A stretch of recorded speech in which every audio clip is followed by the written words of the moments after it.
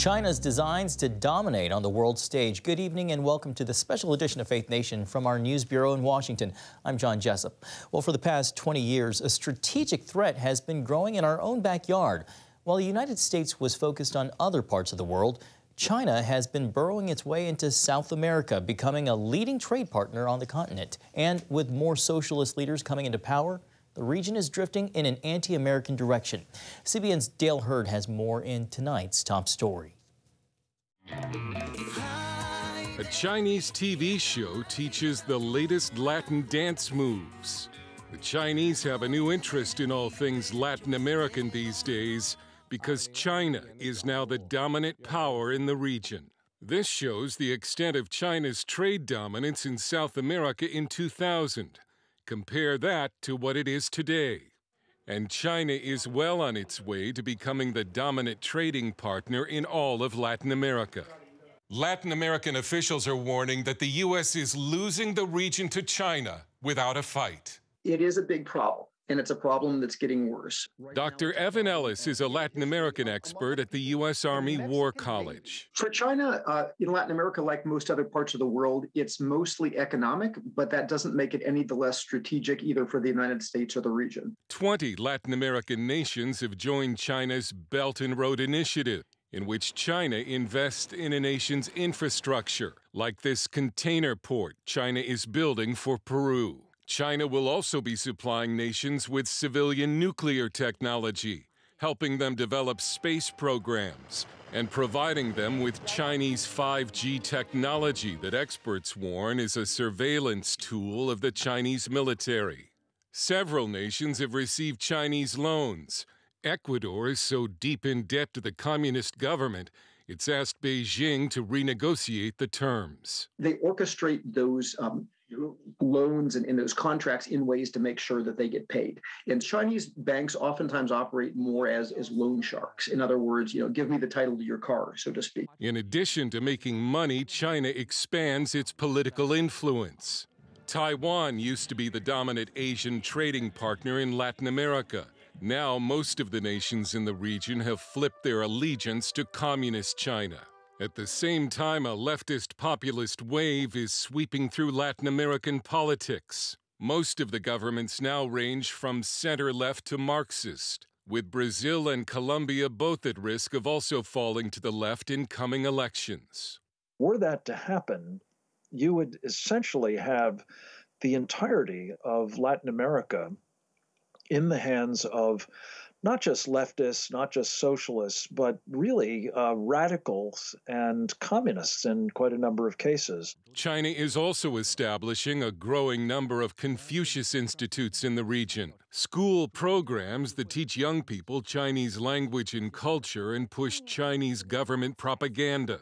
Ellis says China is also cultivating military ties here, which it could use in any future conflict with the United States. So, for example, if war ever broke out over Taiwan, they would probably not make it a war that was fought just in Asia. It's entirely possible that there would be certain anti-U.S. states in the region that might welcome China in. The White House claims it can win back the region with its Build Back Better World initiative. What the U.S. cannot do, says Ellis, is tell Latin American nations who they can and cannot trade with. The United States doesn't have a lot of great options. It's very difficult for us to try to block sovereign nations from realizing commerce with another power. It only creates resentment. It's very difficult for the United States to provide alternatives to massive amounts of Chinese aid and investment. But the U.S. has to do something because America faces a new strategic threat in this hemisphere. We need to be acting on the principle that what happens in our hemisphere is of vital interest to our country. It's not just our backyard, I would argue it's our front yard. Dale Hurd, CBN News. Fishermen under fire. Why they're coming in the crosshairs of China's maritime militia in the South China Sea. We explain right after this. Welcome back. Domination of the South China Sea. It's a major goal of Beijing, and over the last decade, the communist regime has deployed significant military assets to achieve that end, intimidating any country using the key international shipping lane. Now, fishermen whose livelihoods depend on the waterway are caught in the crosshairs. CBN's George Thomas brings us the first-hand story of their struggles from Manila. Spend any amount of time with JC Cabanillas on the water, and you'll soon discover what puts a smile on his face. I feel the happiest when I'm at sea. This is the kind of job where you don't have a boss. It's based on your decision whether you'll go to sea or not. 3 generations of Cabanillas' family have fished these waters here off the Philippine coast. That livelihood now faces an increasing threat from China. Every time Filipino fishermen go to the West Philippine Sea, they will be greeted by Chinese Coast Guard and Chinese fishermen. No matter how far they are, they will be reminded that you have entered Chinese territory, so you have to leave. Fernando Haicap runs the nation's largest fishing federation, some 80,000 members. He says that China's claim to South China Sea, including the West Philippine Sea, puts fishermen like Cabanillas on the front lines of a possible military confrontation with Beijing. Before the occupation of the Chinese government in the West Philippine Sea and larger South China Sea, area used to be a fishing ground for all fishermen from different countries: Malaysians, Indonesians, Vietnamese, Taiwanese, and Chinese. During that time, there were no stories of fights or rivalry between the fishermen.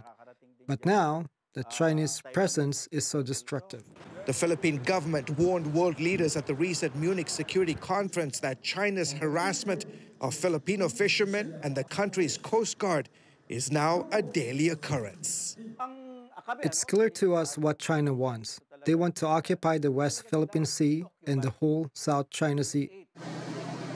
A Chinese Coast Guard ship hit a Philippine Coast Guard vessel last month with a military-grade laser, temporarily blinding some of the crew aboard the Philippine vessel.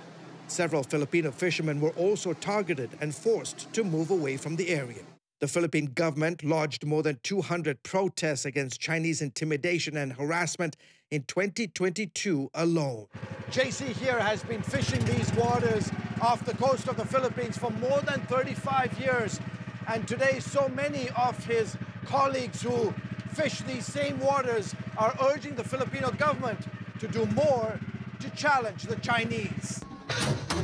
To avoid direct military confrontation and still maintain a high level of intimidation, the Chinese government has deployed a maritime militia, mostly made up of commercial Chinese fishermen, to prowl these waters. They are trained by the PLA Navy, and their wages are funded by the PLA Navy. Retired Navy Captain Carl Schuster, a former director of operations at the U.S. Pacific Command's Joint Intelligence Center, says the militia has hundreds of commercial boats and thousands of crew members at their disposal. The advantage of using the maritime militia is ostensibly they are commercial craft. If you check the ownership papers, they go back to a commercial entity somewhere, and that gives the Chinese government plausible deniability.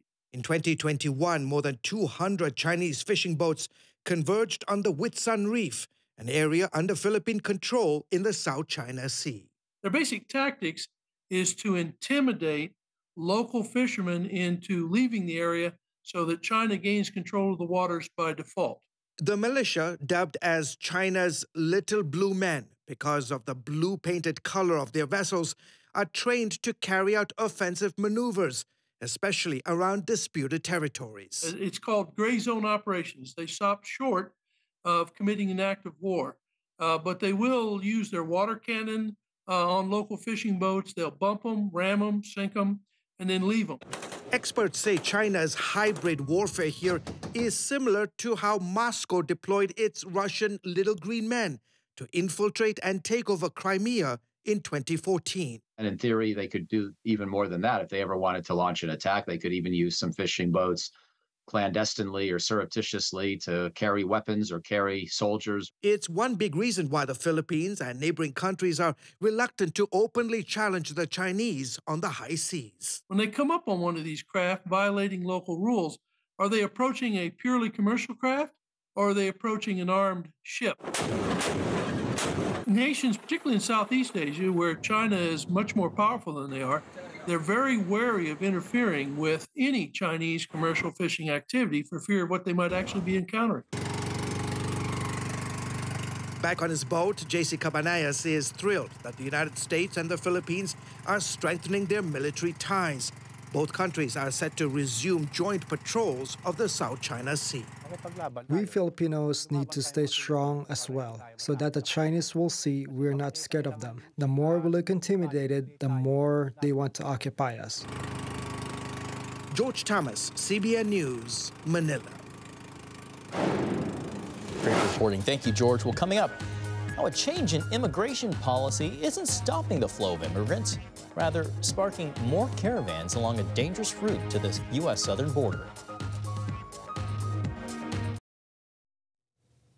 Nearly 250,000 men, women, and children from 150 countries traveled through a deadly region known as the Darien Gap in Panama last year. That figure highlights a massive spike of migrants heading to America from around the world. You'd think American officials would try to shut down the dangerous route, but as Chuck Holton reports, they're making changes that will bring even more people from places like China. Not long after sunup, on the steamy Panamanian side of the Darien Gap, dugout canoes make their way downriver to a tiny Indian village. The dugouts aren't carrying locals, however. They're packed with migrants from all over the world whose destination is the U.S. southern border. Recent policy changes by the Biden administration allow 120,000 migrants per month to skip this challenging trek by pre-registering using a new mobile app. Even so, Homeland Security Secretary Alejandro Mayorkas maintains the goal is not to stop migrants from entering the U.S.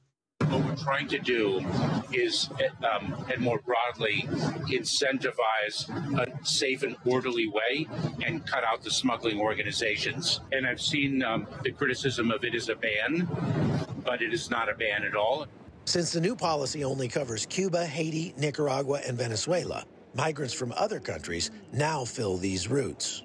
The migrants that are coming into Puerto Limon here are the lucky ones. They're the ones that had a little more money and were able to take the shorter route through the jungle that only took 3 or 4 days instead of 6 days or more. These tend to be more from places outside the Western Hemisphere, places like China, Afghanistan, India, places like that. We're going to go down and talk to some right now. Many Chinese people said they decided to come now because of their country's harsh zero-COVID policy. Somalia? Mauritania. Mauritania. Wow. Yeah. Somalia? Wow. Among those arriving at Puerto Limon this day included 2 American journalists, Ben Berquam and Oscar Ramirez. They'd just followed the migrant trail all the way from Colombia, walking 3.5 days through the jungle. As we're heading out, we see the same group stuck here, waiting to figure out what to do. Ask them what happened to their guide. ¿Qué les pasó con el guía? It was way harder than what I thought that it was going to be. On the first day, it was really hard. We got a little bit lost right there on the second day, so we had a bad track that was double the effort. And on the third day, we were exhausted. A lot of the people were dehydrated. We saw a lot of migrants dehydrated, so it was really bad. He's not exaggerating. Yet Colombian smugglers are using videos like these to advertise in China, making the trek seem like a fun and easy hike in the woods. Chinese pay smugglers up to $20,000 per person, although the true cost is measured in misery. It is completely destroying the environment. It is risking their lives. It is risking child's lives. It's human torture, what they're doing, and they're abusing people. That is the most shocking thing for me, that they put a human being through that, and they're promoting that. It's really false advertisement, what they're doing. Second Lieutenant Vicente Guerra and his team of Senafront Border Police regularly recover bodies of those who die of heat stroke or drown during river crossings.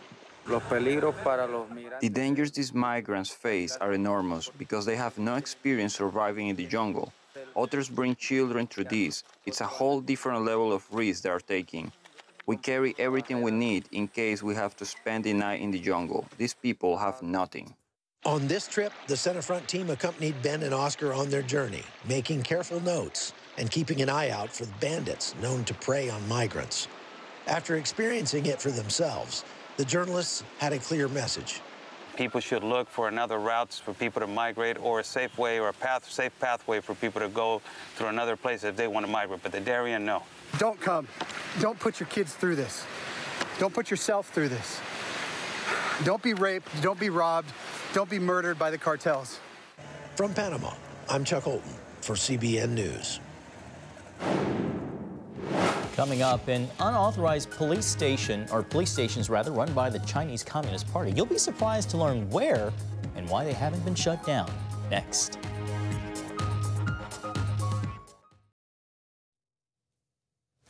A network of Chinese agents is at work right here in America. Their mission? To hunt down, intimidate, and in some cases, kill pro-democracy dissidents.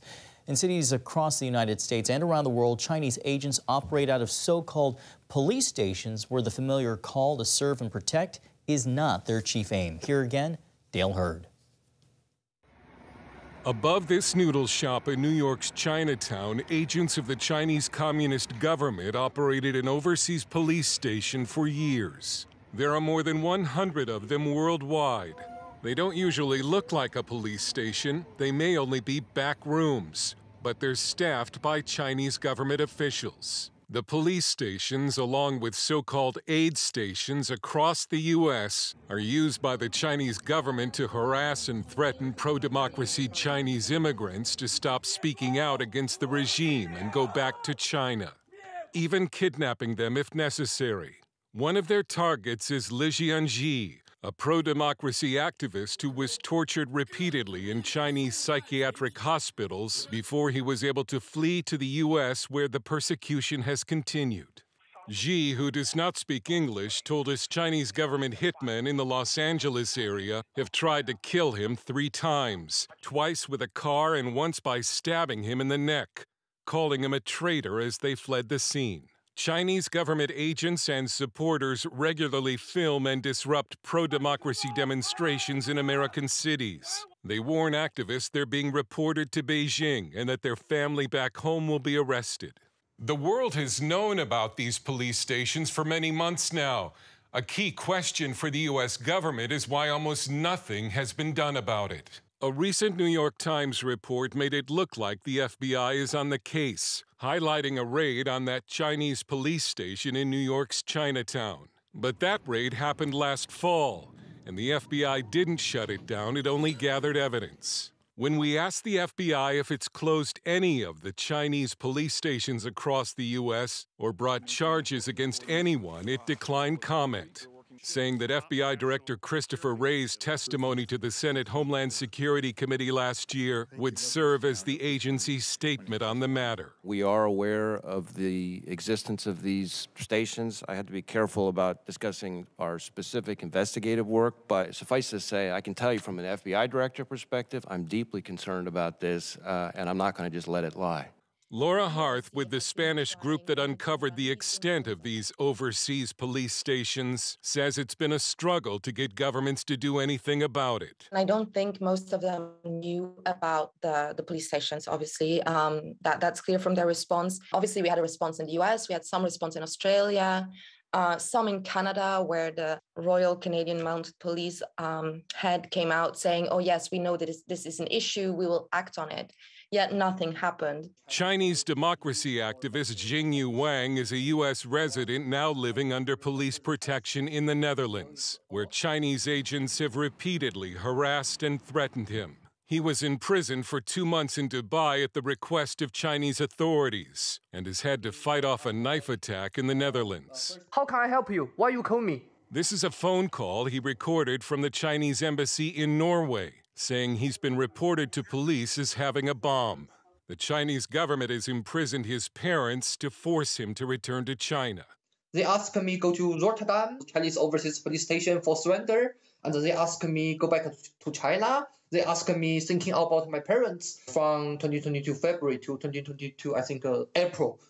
Almost every day they will make over 100 phone call to me every day. Like the 3 a.m., 4 a.m. keep make phone call to me. These overseas police stations are only one part of a massive campaign to control Chinese citizens living in other nations. The communist government has also used what it calls Operation Fox Hunt and Skynet to apprehend citizens abroad under the guise of stopping financial crimes. So the police stations are really just the tip of the iceberg of what we're looking at when we talk about the transnational repression and policing campaigns coming from the Chinese Communist Party to return people to China at all costs, by all means. Harth says the Chinese government has reportedly forced the return of an incredible 230,000 Chinese back to the mainland between 2021 and last year. The CCP is attempting to impose its control in every country around the world. China expert Bradley Thayer believes one reason for the lack of action by the Justice Department has been a failure by American leaders to face up to the China threat. The lack of responsiveness regarding the China threat is something which has plagued us for decades. This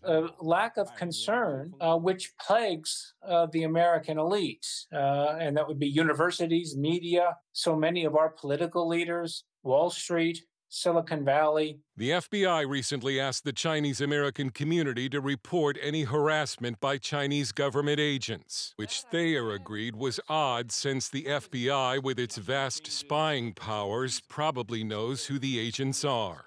Li Jianji wishes the FBI would do something. He told us he reported the attempts against his life to the FBI, but it never responded. Dale Hurd, CBN News. An important story to tell. Well, that is our show for tonight. Thank you so much for watching. We'll see you right back here next time.